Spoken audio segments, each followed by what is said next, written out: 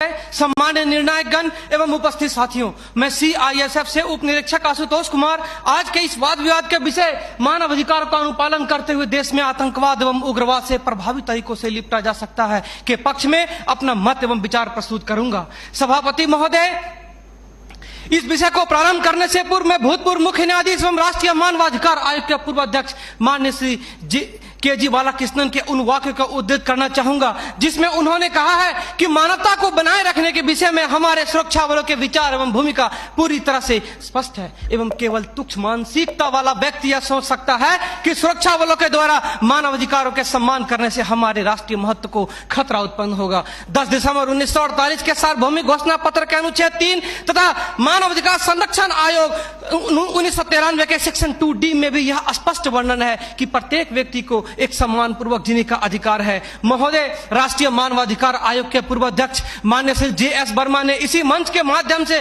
सन 2001 में यह स्पष्ट किया था कि संविधान के अनुच्छेद 21 जो जीवन एवं स्वतंत्रता की गारंटी देता है उसे आपातकालीन स्थिति में भी निलंबित नहीं किया जाता तथा जो लोगों के हित के खिलाफ हो उसे उचित नहीं ठहराया जा सकता है। D.K. वसु बनाम बंगाल राज्य में माननीय न्यायाधीश ने भी यह स्पष्ट किया है कि सुरक्षा बलों के द्वारा गिरफ्तारी के समय में भी मानव अधिकार का उल्लंघन न हो, परंतु स्थिति आपके समक्ष है। वासुदेव कुटुंबकम एवं सर्वे भवन्तु सुखिनः विचारधारा वाला देश जहां आज नक्सल समस्या ने गंभीर रूप धारण कर रखा है। प्रश्न उठता है, ये नक्सली है कौन?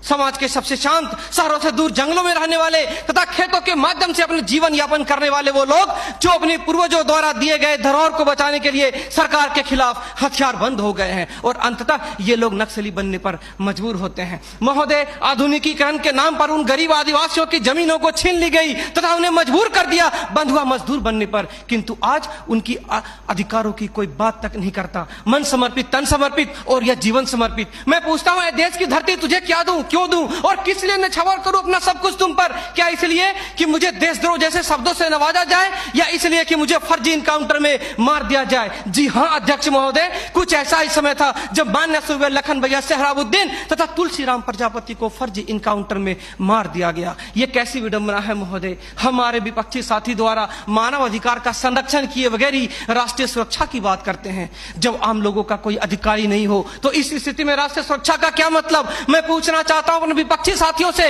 वे किस राष्ट्रीय सुरक्षा की बात करते हैं? पुलिस हिरासत में अत्याचार व मौत, उन्नाव केस, किसानों द्वारा आत्महत्या या बिहार के शेल्टर होम में हुई मासूम बच्चों के साथ दरिंदगी, क्या यह है राष्ट्रीय सुरक्षा?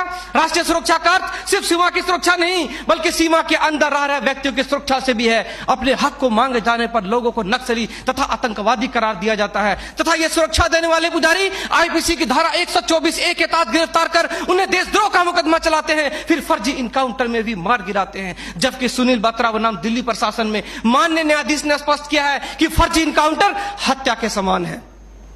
10 जुलाई 2004 को मनोरमा देवी के साथ दुष्कर्म और उसकी हत्या तथा पूर्वोत्तर राज्य की महिलाओं द्वारा हम सुरक्षा बलों के समक्ष निर्वस्त्र होकर विरोध प्रदर्शन करना इस बात का द्योतक है कि हम सुरक्षा बलों ने arms force special power act का दुरुपयोग कर नाजायज फायदा उठाया है, वहां के लोगों को जबरन गिरफ्तार कर उसे मानसिक एवं शारीरिक रूप से प्रताड़ित किया है तथा उनकी बहु बेटियों के साथ दरिंदगी कर मानवता को संसार किया है। यह देश की सभ्य समाज एवं लोकतांत्रिक शासन प्रणाली पर प्रश्नवाचक चिन्ह है। सीआरपीसी की धारा 41, 42, 107, 151 के तहत बिना वारंट गिरफ्तार करने की शक्ति, सीआरपीसी की धारा 129, 130 मजमे को तितर बितर करने की शक्ति और जरूरत पड़ने पर गोली चलाने तक की शक्ति इन सुरक्षा बलों को दी गई है। और कितने अधिकार दिया जाए इन्हें? तो दे दो रोलेक्ट एक्ट जैसा अंधा कानून और ढूंढते रहो इतिहास के पन्नों पर स्वतंत्रता एवं समानता जैसी शब्दों को। महोदय, आज जरूरत है चिंतन की, मंथन की, जागरूकता की, लोगों में विश्वास जगाने की। आज जरूरत है सुपर 30 जैसे संस्थानों की ताकि अपने पथ से भटके हुए बच्चों को उचित शिक्षा, भोजन इत्यादि का प्रबंध कराकर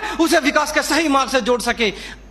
अंत में फैसला माननीय निर्णायक मंडल के पर छोड़ते हुए गुरुदेव रविन्द्रनाथ टैगोर की इन पंक्तियों के साथ मैं अपनी वाणी को विराम देना चाहूंगा कि मैं जीना चाहता हूं इंसानों की फौज के बीच में, मैं जीना चाहता हूं उगते सूरज की किरणों के बीच में, सुंदरता और सुगंध के बीच में। मेरी इच्छा है काश मिल जाए मुझे थोड़ी सी जगह इन जीने वालों के दिलों के बीच में। जय हिंद।